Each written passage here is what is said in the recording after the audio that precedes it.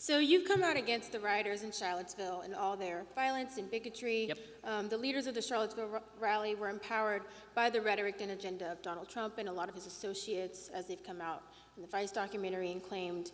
You've not only said controversial things, but you've had a couple of attacks against the trans community, transphobic attacks, even your call for the transfer of Palestinians, which I don't know if you've redacted that. Yeah, I redacted that like 8-9 years ago. I just wanted to make Yep. sure. I wanted to ask you. No, I'm just learning about Ben. No, really, that's fine. Here. That's fine. But even with that, do you feel that a lot of your speech could incite the same kind of violence? I mean, you heard my speech tonight. Do you feel that my speech could incite violence? Well, I mean that seriously. That's an honest question. I know you're asking honestly. I feel that for me, as an individual, it isn't, but I could see how a lot of your points I really disagreed with. I literally have a list of and that's questions fine. I mean, that's for the good you. part, right? Where we disagree and we can have a conversation. I just was wondering in terms of, and what I mean by inciting violence is encouraging the same people who believe in like your transphobic beliefs, even that like homophobia is a sin based on your religious beliefs. Do you believe that because of what you say, you can encourage a lot of people to act on those beliefs? So I have a very strong standard with regard to incitement, and I'm very consistent about this. If I'm not telling somebody to commit violence, I am not inciting them to violence. I've held the standard for Barack Obama when he was saying anti-police things, and then somebody went and shot up some police officers in Dallas. I said that's not Barack Obama's fault. When a Bernie Sanders supporter went and shot up a congressional baseball game, I said that's not Bernie Sanders' fault because Bernie Sanders wasn't calling for that. Political debate requires that you talk to people and people take your words as what they mean, not as an excuse to go and do violence. I've never called for violence, nor would I. As far as the idea that my words are some sort of attack, a violent attack, for example, on folks who are transgender, my view, not saying I know, but attack. I'm responding to the people who are not you who might say that. Okay? So the idea that I am transphobic, for example, this is a bizarre kind of attack in the sense that I don't know that I've ever exhibited phobia of trans people. I'm not afraid of trans people. Well, transphobia is more along the lines of prejudice against the trans So community. I actually think that your first characterization was right. I think that transphobia is really disagreement with the basic principle that the trans community is trying to purvey, which is that people's sex is malleable, that people can move from male to female, and that it is my job, objectively, to now call them the name they wish to be called, and to teach my children that men can be women and women can be men. I fundamentally disagree with that point. Now, with that said, is everybody in the United States entitled to the same rights? Of course, but your right does not extend to forcing me to call you what you want me to call you. That's not the way this works. That violates my freedom of speech.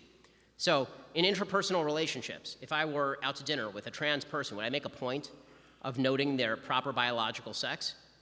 No, because that would be impolite. When I'm talking about the general principle of is a man a woman or is a woman a man, the answer is I will say that a man is a man and a woman is a woman and a he is a he and a she is a she. And if I'm in a public debate with somebody, I will say the same thing. I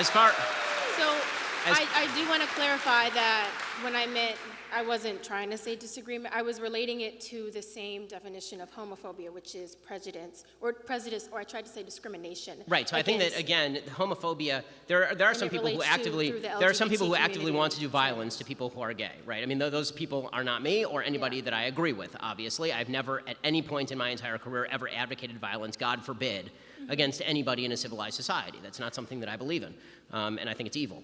As far as I think again. Your original definition of transphobia actually is better applied here as well. I think it's disagreement with certain principles that the homosexual community wishes to espouse. What I was saying was that's not what I was. I know, and I'm saying that I agree with your original definition and not your definition. So the definition that you made. No, I'm not saying it's mine. It's one that I Googled that I found. Right. So, and I think that definition is wrong, and I think that the one that you Freudian slipped was right.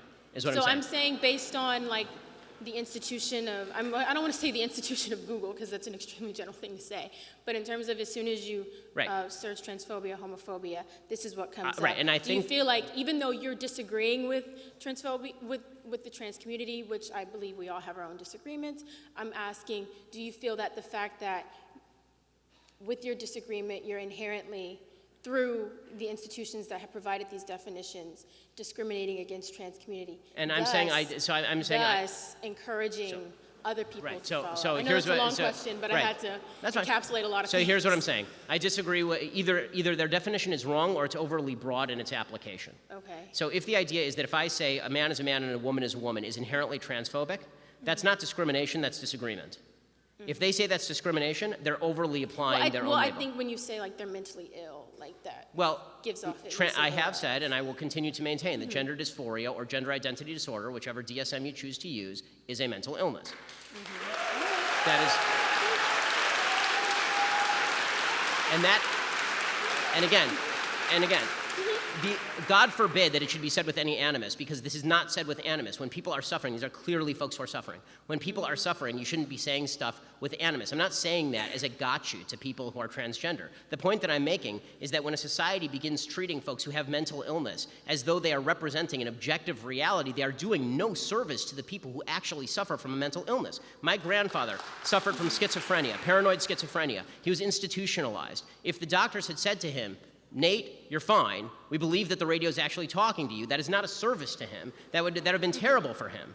Right? They put him in an institution. They gave him lithium, and it helped. Now, I'm not saying there's even a great solution for folks who have gender identity disorder or gender dysphoria, because the solutions that I've seen, including transgender surgery, are not intensely effective from all the studies that I've seen. It's a tragic, tragic situation. But the solution is not to redefine as a society what sex means along anti-biological lines. As far as the homophobia point, it's my own religious belief about the sinful nature of particular people's behavior should have no impact on how you act in a free country or how you think. It's a free country. Do what the hell you want. Right? There's religious ben, which is what I think is sinful, which is Jews who violate Sabbath, right? Jews who eat shellfish. Right? There's a lot of things that we think are sinful in Judaism. Right? And then there's the stuff where do what you want because it's a free country. I think people do a lot of sinful stuff all the time, and I'm not calling them on it. Right? I think the people who are living together outside of marriage are sinning according to my traditional religious beliefs. It's a free country. Do what you want. So when people say homophobia, I think what they are doing is saying you disagree with me. I've never called for violence, and not only that, I'm in favor of legalization of same-sex marriage in the sense I want the government completely out of marriage, right? I don't want the government in the marriage business at all. So it's very... So I think that what bothers me is when folks assume that a disagreement means that they can ascribe animus, anger, hatred, wish for violence to me. Which is what a lot of the Charlottesville rioters were doing. Well, the Charlottesville rioters were garbage people. I mean, I did 2 full episodes on how I know. garbage the Charlottesville rioters I mean, were. this has been really great, actually, to have this dialogue. But I think I was the #1 target of the alt-right in 2016, according to the Anti-Defamation League. I looked you up. Yeah, Yeah. I know. But what I I'm sorry, I don't mean to be sassy, but what I really wanted to understand was because you have such a large platform, I mean, even through Twitter, through social media, through your website, through your just all your work, like, do you not claim? I don't know of any particular cases where someone has said, Ben Shapiro told me to literally go murder a trans person or someone who. And if they did, they would be lying. Yeah, okay. I just wanted to ask you about. Right, and if they did, they would be lying, and I would think that, and again, anybody who commits acts of violence or evil in my name is a violent, evil person. Okay. And I hold that standard for everyone. But I really appreciate you coming out. It really means a lot to me. Thank you.